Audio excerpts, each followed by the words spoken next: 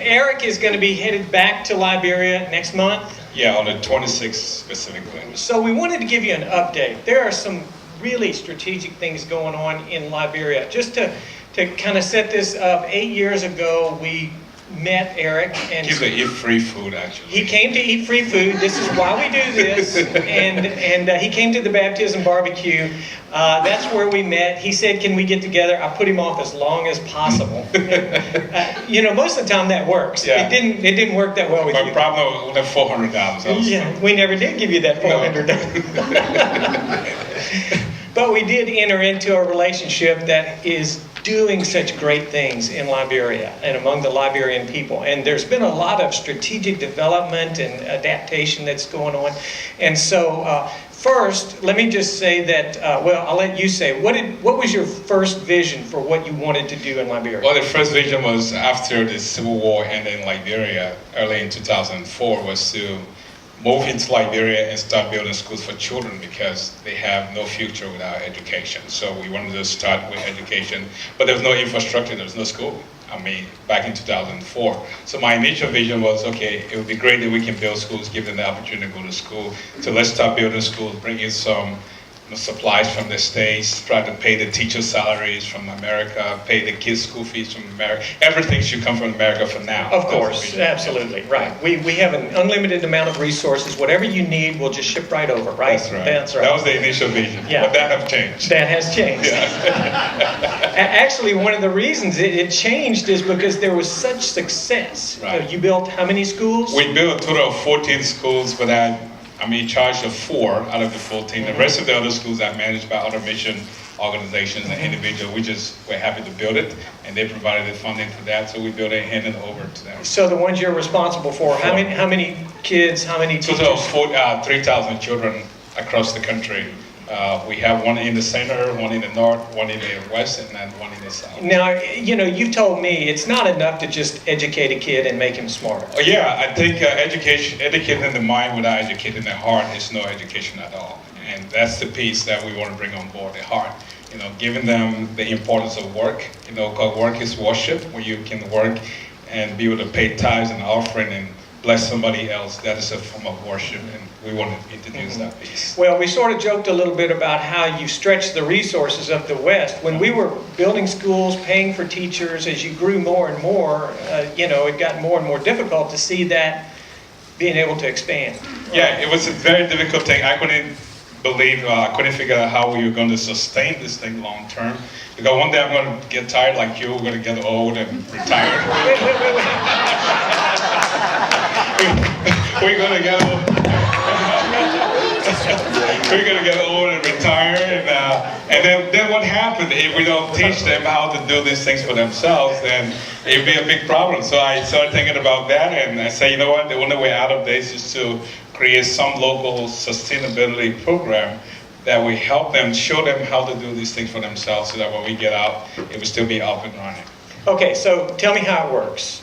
Well, initially it was free education, 100% for the kids and the teachers.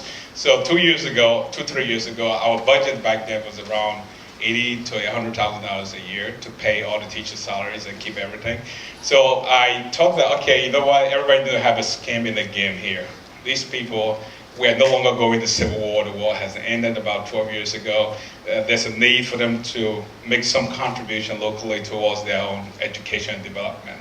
So we introduced what we call the daily low school fees program, which is the kids pay their school fees every day. Every day. In third world nations, we don't have long-term thinking. We think short-term, just today give us our daily bread, that's it. So they pay their school fees every day they come to school. So we're able to get about 60% of our children total to enroll into the daily low school fees payment. How much is that? Now, the least is about 30 cents a day for elementary, and the highest is around 85 cents a day, school fees. So how many?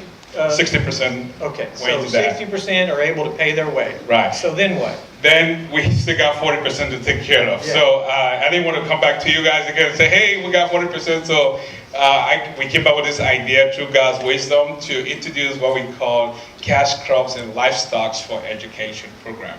So most of them don't have US dollars, they have no money, but they have chickens, they got goats, they got sheep, they got charcoal, they got beans, they got oil. So we said, okay, let's use what you have to give you what you need.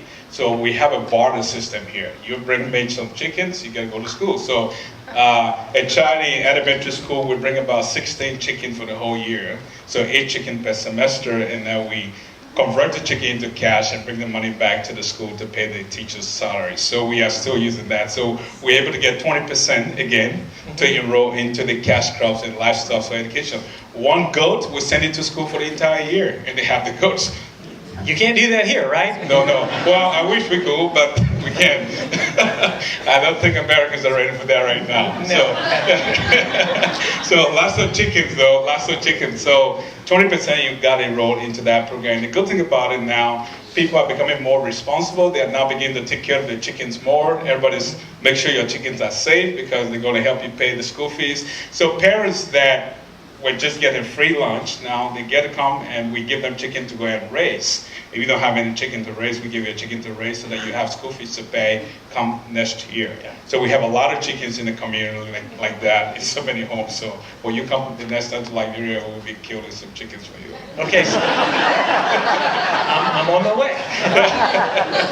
So 60% and another 20%, you've got 20% that don't fit. So the 20%, we got like at least 3% who are total orphans that can't do anything for themselves. So that's the great compassion. We found a way to take care of those. But the 18% got enrolled into what we call Work for Hope program. That is, God did not take everything away from you. He did not give you US dollars. He did not give you cash crops, but he gave you the energy to work. You know, and work is worship, like I said. So we managed to get a piece of land, 200 acres for the school. So if you don't have school fees to pay, come September next school year, you register to work on a farm. Okay. So you come over, you plant cassava, sweet potatoes, palm, coffee, cocoa for the school. And then the maximum days of work for the senior students is around 55 days. And for the juniors, around 25 days of work during the vacation period. So vacation, instead of them being in the city, they're on the farm working. Okay. So we were able to get the remaining 18% enrolled into this Work for Hope program. And that's why I got to go back to Liberia next month because school closes this month. I got to make sure we take everybody to the farm so that we all work. But here's the catch. In Liberia, we do subsistence farming. And those of you who don't know about Liberia, I'll give you a quick information. There's 4.5 million people, which is like the size of the state of Ohio. It is the second poorest country in the world. We have 85% unemployment rate, 80% poverty ratio. The lowest enrollment rate of children in school in the whole world is in Liberia. Only 1 out of 4 children can read a sentence. That's a big problem. Less than 40% graduate from primary school. So it's a very big problem, but I know it can be fixed. And coming to Lafayette here, I just want to use this time to say thank you to all of you. It was just an idea in 2008 when I came here to eat free food, an idea to provide education. And here we are, build all these schools, over 3,000 children being educated, over 200 people on payroll. So it's been an amazing journey, but it wouldn't have been done without all of you involvement. Thank you for believing in the vision. Thank you, Eric. Thank you. Eric has been... He is such an inspiration to the people of Liberia. You don't know what it's like for someone to leave the country, be able to say goodbye to Liberia, to the poverty, to the problems, to start a life here. Eric has resisted that, resisted taking U.S. citizenship so that he can stay engaged and involved in Liberia. And God has just really blessed it. And we're fortunate to be a partner with you, and we really appreciate the work that you're doing. So y'all show Eric some love.